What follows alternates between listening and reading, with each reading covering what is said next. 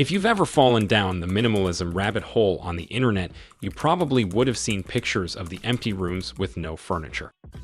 You might have come across guides on how to become a minimalist, and at first glance we're sure all of that might have seemed pretty difficult to get the hang of.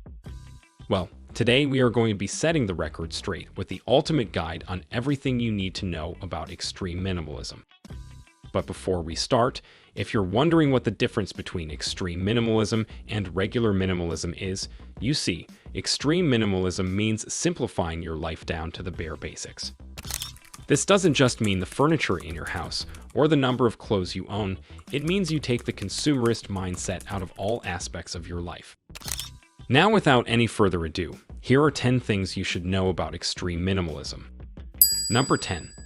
First off, it's not about the number of things you own. A lot of people confuse extreme minimalism as something that just requires owning fewer things. But the truth is far from that. Sure, a minimalist lifestyle calls for one to give up the consumerist mindset that most of us have.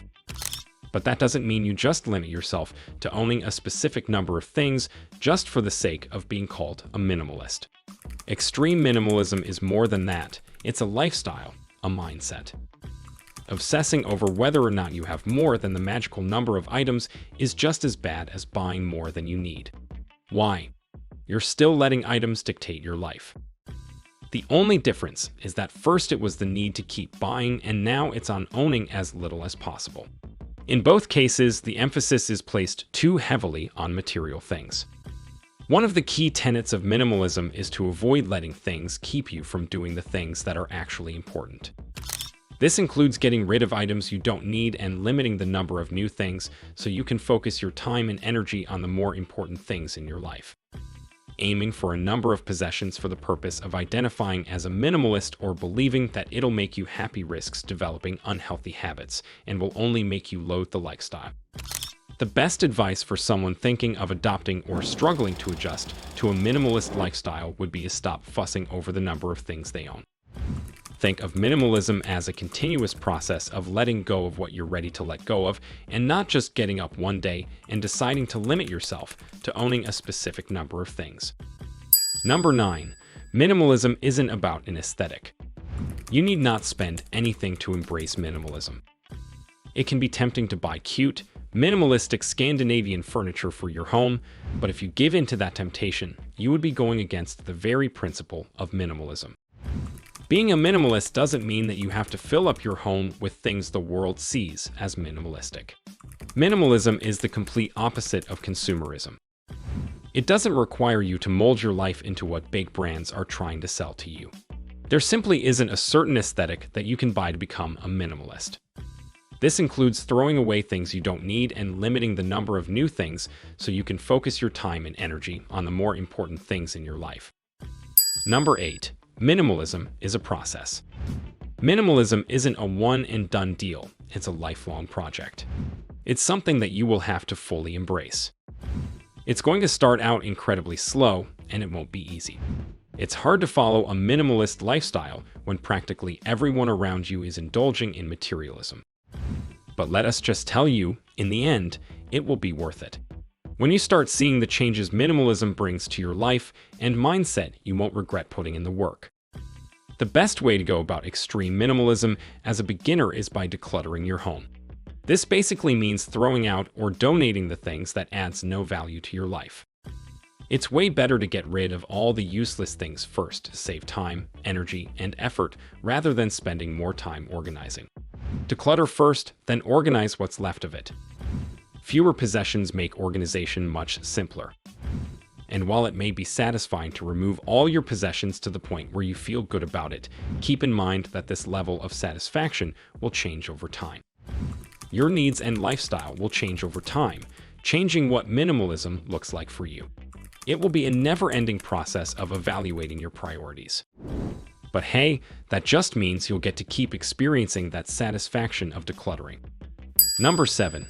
Minimalism means swapping out things for experiences. Several studies have found that experiences are much more enjoyable than things. An extreme minimalist lifestyle promotes just that, experiences. It's not a mere matter of substituting one behavior for another. It's about making deliberate choices to make your life better. Number 6. Minimalism helps you detach your self-worth from the things you own. One unexpected but significant side effect of minimalism is having a boost in self-confidence. As you pare down and consume less, you'll realize that your self-worth has nothing to do with the brands you wear, the car you drive, or the restaurants you eat at. You'll realize that your personal belongings do not define you. They don't make you who you are. In fact, if they do anything, they suppress the real you. Brands try to sell you on their picture of what they want you to be. When you make a conscious effort to buy less, you will also make the decision to buy things that will outlast trends. Because if you really look at it, trends are simply an opportunity for brands to pressure you into buying more of their products. You can avoid falling into that trap by investing in things that you know you'll want to keep.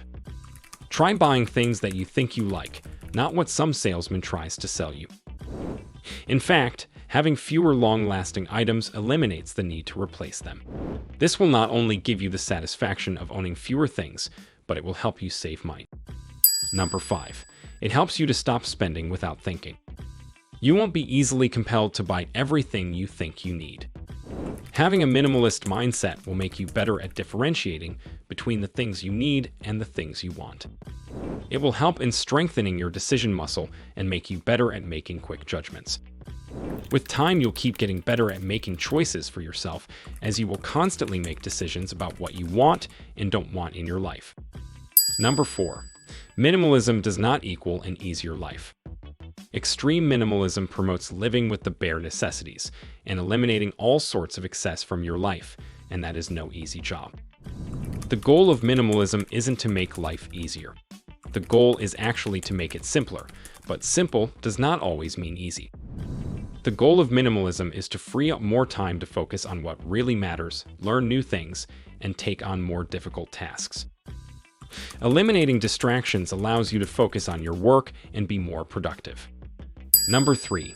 It minimizes more than just items from your life. While owning less is an important part of minimalism, it isn't just limited to that. Minimalism is also about ridding your home of any and all distractions. A true minimalist must make sure that their life doesn't have anything that distracts them from realizing their ultimate purpose. Spending less time at pointless gatherings and eliminating bad habits are all just as important as staying away from consumerism in an extremely minimalist lifestyle. The same is true for anything that diverts your focus from your priorities, like social media, video games, and movies. Number 2. Minimalism helps you in being authentic. When you embrace minimalism, you are free to be yourself all of the time. You will feel more confident and free to be who you are no matter who is around you. Instead of trying to keep up with all the latest trends and buying the same things that literally everyone else is, you will know yourself and be content with who you are. Number 1. It helps you focus on your goals. Since minimalism isn't just about the things we own, it can also refer to the projects, to-do lists, and responsibilities we take up. Minimizing distractions means removing less important projects so you can devote more attention and time to the ones that truly matter. Extreme minimalism forces you to question your true values and beliefs. It makes you streamline your goals and the ways you approach them to align with the things that truly matter to you. That's a wrap for this video. Hope this video gave you some clarity on what extreme minimalism actually is and what this sort of lifestyle entails. Let us know in the comments below. Make sure to give this video a thumbs up and subscribe to our channel for more videos like this. See you in the next one.